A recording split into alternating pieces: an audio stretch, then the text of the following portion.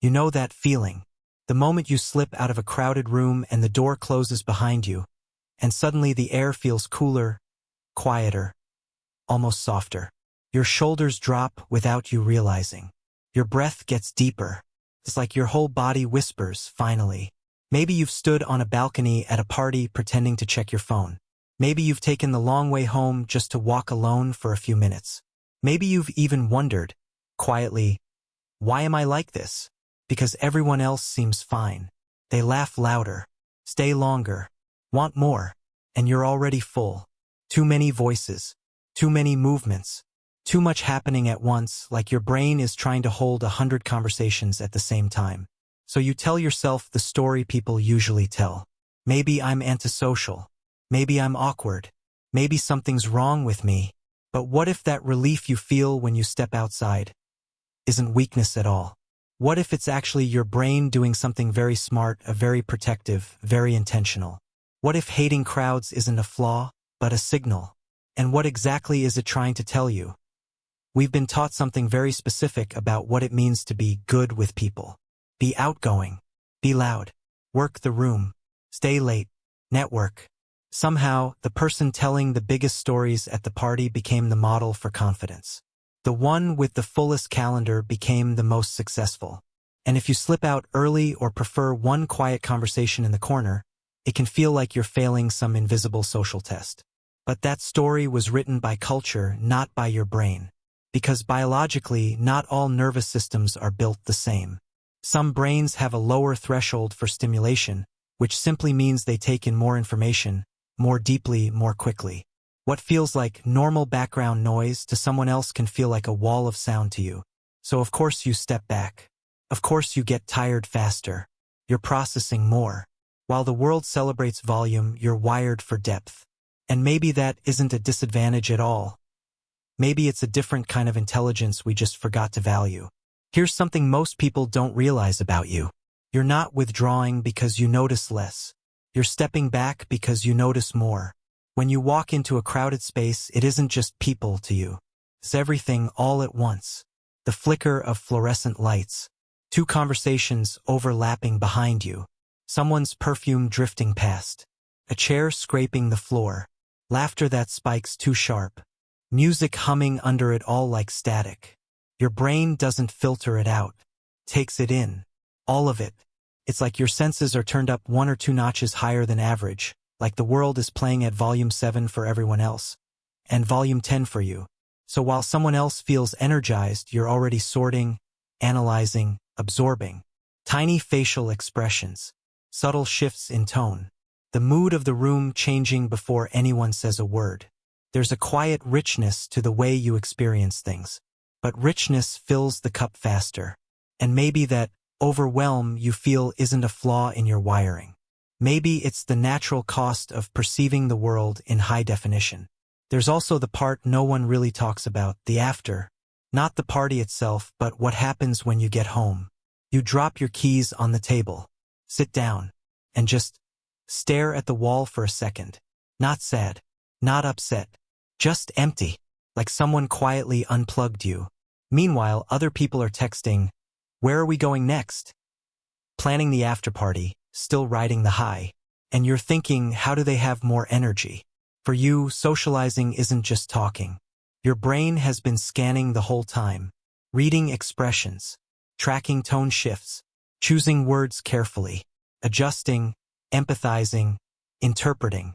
It's like having 20 tabs open in your mind at once. Of course, the battery drains faster. Some people run on low power mode all day. You're running full brightness.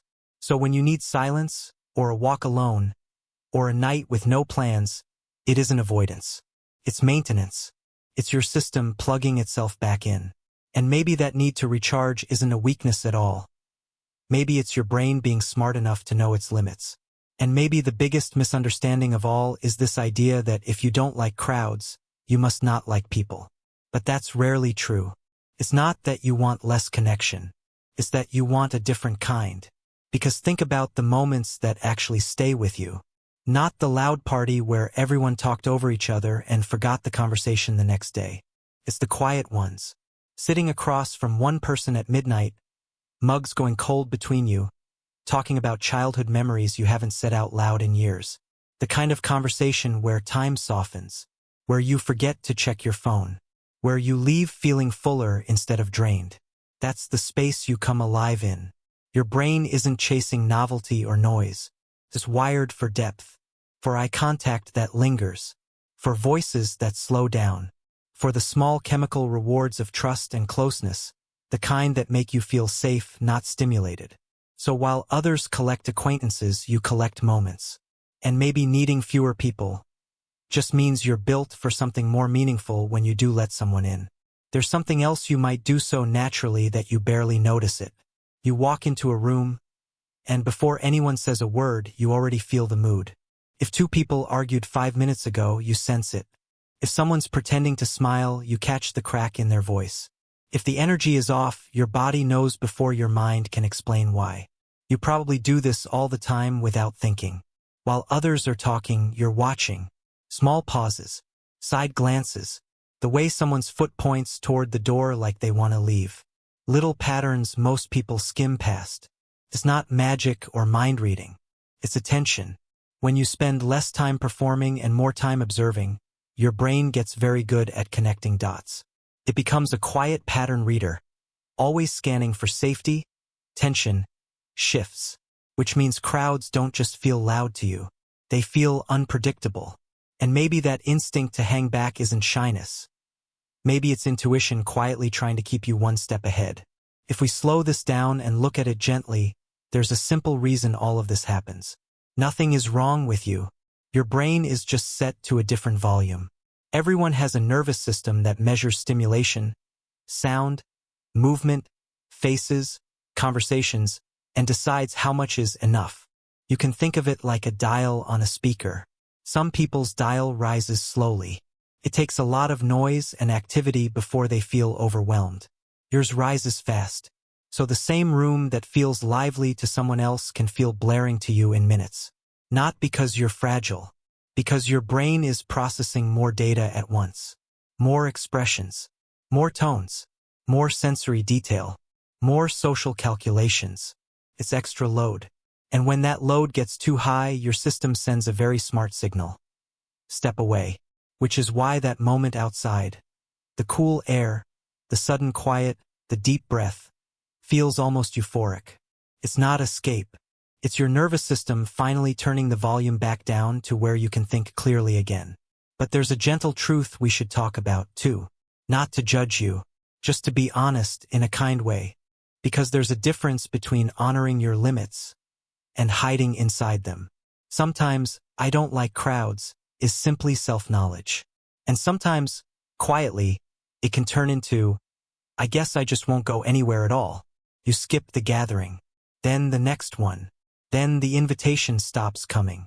Not because people don't care, but because they assume you'd rather not be there. And one night the house feels a little too quiet. Not peaceful. Lonely. When overstimulation turns into avoidance, life can get smaller than you meant it to be. Not safer, just smaller. And you deserve more than that. Your sensitivity isn't meant to cage you. It's meant to guide you.